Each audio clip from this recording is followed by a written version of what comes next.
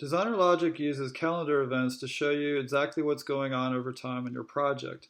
For example, when you update the tracking information on an item by adjusting a ship date or a place date installation goal or something like that, it's going to automatically add that to the calendar for that item. So if we go over to the calendar, you can see that all these tracking categorized events have been added. We have an installation goal.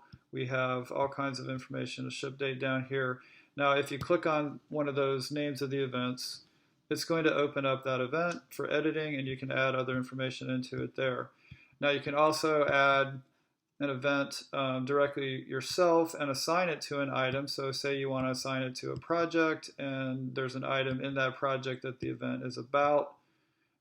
You can do that right here, and that's going to actually attach this event to that project and that specific item. Now, when you have events attached to an item, if you come over to the projection section, you can actually see between a date range all the different events for all the items on any project. And you can filter this a bunch of different ways. We're going to filter, in this case, by January 1st through today.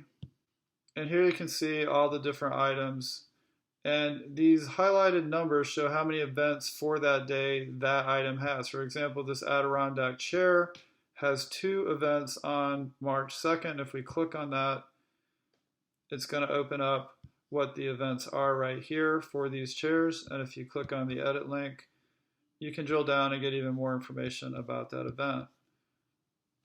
And you can go back to the pivot chart by clicking that.